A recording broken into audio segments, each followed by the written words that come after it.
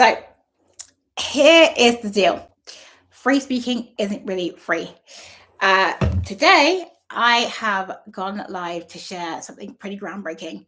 And I'm going to get straight to the point. So, there's no budget is a choice and a systemic failure on the behalf of event organizers and organizations using that as an excuse to not pay for or budget for speakers. Why that is an excuse is because every event organizer, everyone who runs an event, everyone who hosts events has a line by line budget. All of those things should be included.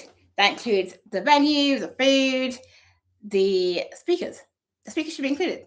So why are we still in this state where they're saying there's no budget for speakers?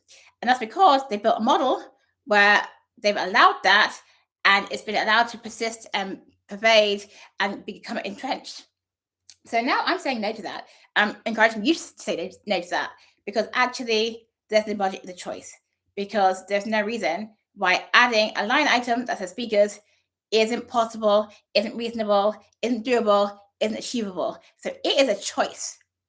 So now that we know that it's a choice, it's up to us as diverse speakers to really come correct. What do I mean by that? So I mean that we do not come to the meeting or the briefing passive or seeking permission. We go to the speaking, briefing, or meeting to negotiate, to be proactive, and to stand our ground. Because otherwise, what keeps happening is the same thing over and over again. They keep saying there's no budget. We keep saying, okay, fine, and we'll do it. But if we keep saying we'll do it, nothing ever changes. So the first step is to take a step back and to notice your patterns and for you to really think about, are you being discerning when you are, thinking about what to say yes to and what to say no to? Now, I want to just dial into a few different issues because obviously we're all at different stages of our speaking career. Nonetheless, these principles will still help you and stand you in good stead, whatever stage of your speaking career that you're in. So, you want to be thinking about, is the stage where you're pitching or where you're having the conversation with really a stage that truly aligns and you really think that you can add value and is something that you think you'll be able to leverage in the future? That's the first thing. Is it really truly? Because sometimes we can have a tendency to just want to gather more evidence for portfolio, great and good, but not every opportunity is a good opportunity. So we need to be mindful of mining for good, high quality opportunities where there is leverage and there's value. Most primarily we want to be going for a paid speaking gig, obviously. However, that's not always possible. Second, we want to be going for a leverage deal. So let's talk about what does a leverage deal mean. A leverage deal means that we are asking for something valuable in kind. So whether that is speaker assets. What I mean by this is photos, clips, footage, access to decision makers, and things of that nature. Leverage can also be powerful and cashable in the future. But I want you to be very careful when you think about leverage.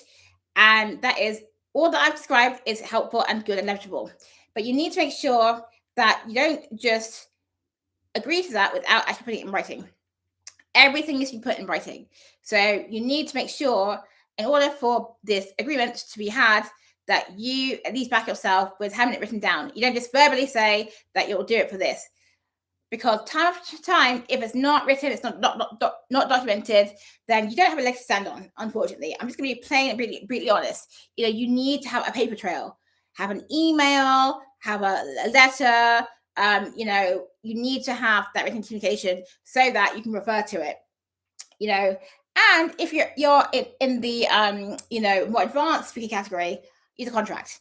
So that can all be agreed in a contract.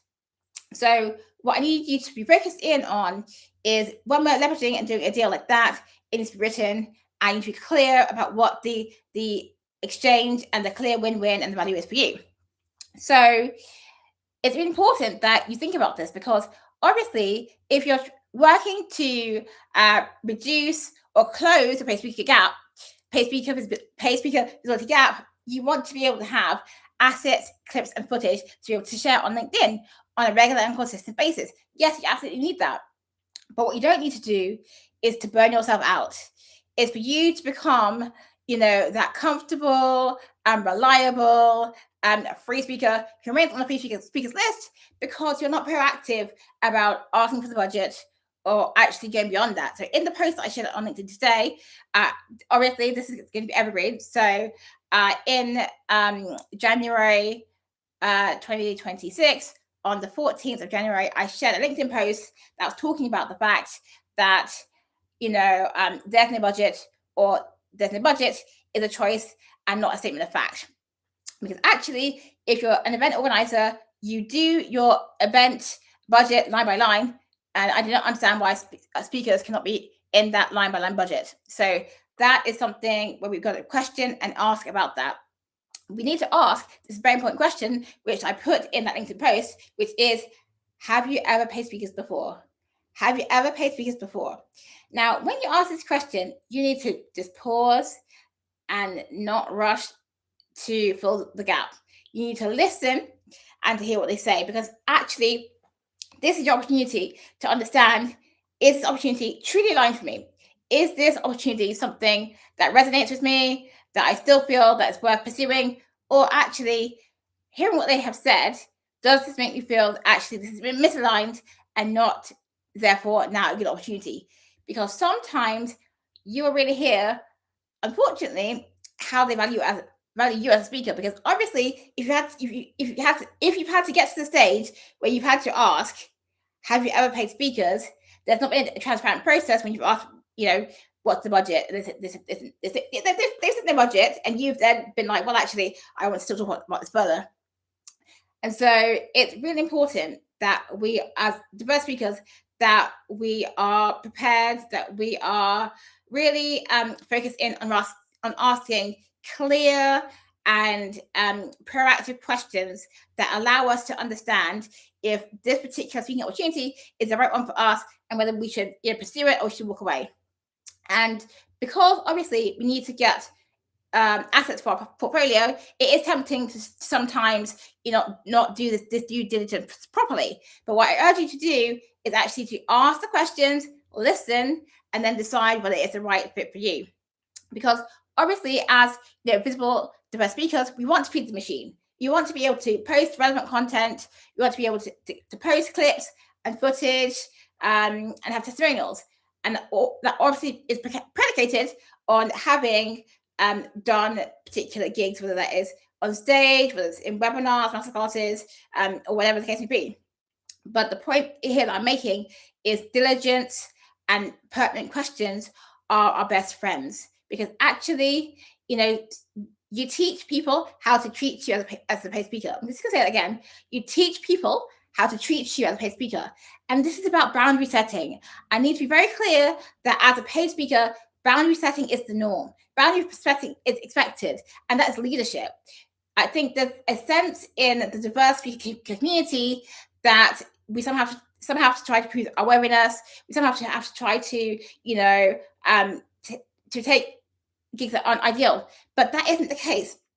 And the further challenge that we have is that sometimes it's not even just from the large corporations, which there's a problem with that, and some of the major players, but sometimes, and this is where it can be even more difficult and challenging for us, is we are dealing with people of our own background, and that is very hard, because you'd expect them to think about the fact that if they're asking you to speak, that they would want to support and actually be in alignment what we're all striving for, which is paid speaking gigs, properly paid, abundant, all the rest of it. But ironically, sometimes there can still be a mentality that actually speaking is something that is by the hour, and it's not something that takes a lot of time and effort to actually produce.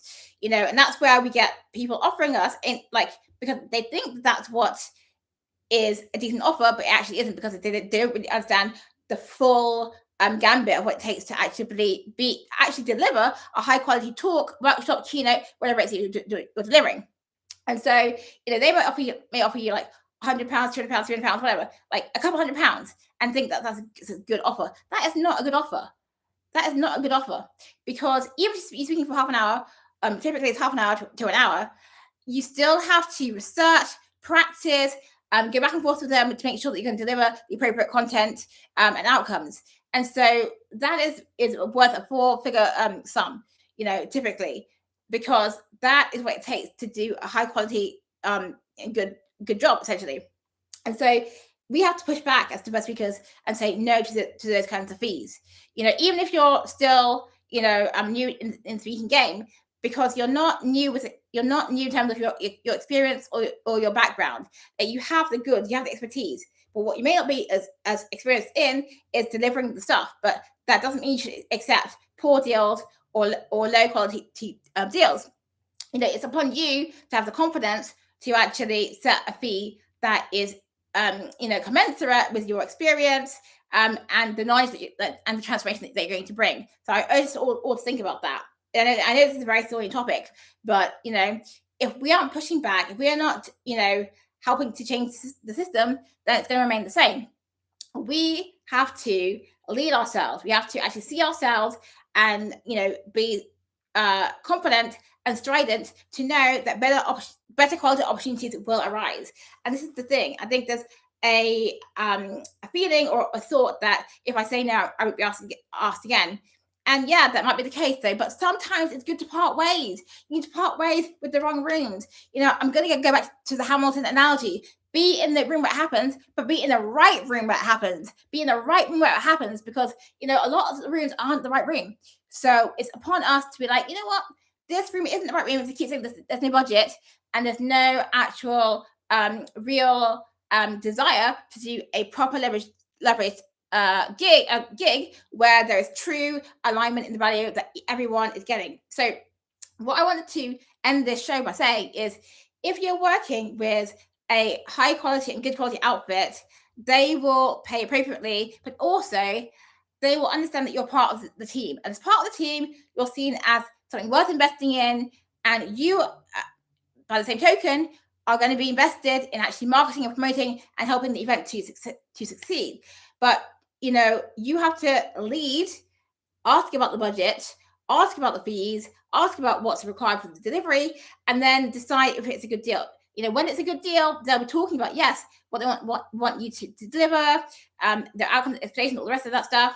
And you, by the same token, will be offering to help them to market and promote, because it's a win-win when the event is full. It's a win-win when people are talking about it and raving about you. It's a win-win when everyone is working together to actually provide a quality experience where people enjoy the conference, the webinar, the whatever the speaking event program or opportunity is, because everyone has appropriately been compensated, recognized, and seen as a valued member of the team. So I got slightly bit over the normal time today, but as I was saying, I'm doing an evergreen series on why we need to be more visible as diverse speakers. And if this resonates with you, please do let me know, because it's been a revelation, really thinking through some of the problems that we experience in the marketplace, but also how we as diverse speakers can step forward and actually be the change that we want to see. So we need to stay visible, we need to stay proactive, we need to be resilient and showing up for ourselves, because if we're not showing up and being the machine, that's when we're not getting found. If we are not optimizing our profile, again, we're not giving us opportunities to have conversations with people who are particularly interested. And if we are not following up in the DMs or actually sharing our content to relevant folks, we're not getting opportunities either. So if you have any challenges around being a visible, consistent paid speaker, then please do DM me audit, and I'd love to give you more info. But the final line that I'd like to leave you with is that, there's no budget isn't really real. It's sadly the result of a broken system that has been allowed to get entrenched. And today I am, literally live on that. And tomorrow I am sharing my manifesto for change. But ultimately, whenever you see this, you'll know that, there's no budget isn't really real. And the fact is that you have to advocate for getting paid and doing a deal where there's value on both sides. So until next time, see you tomorrow.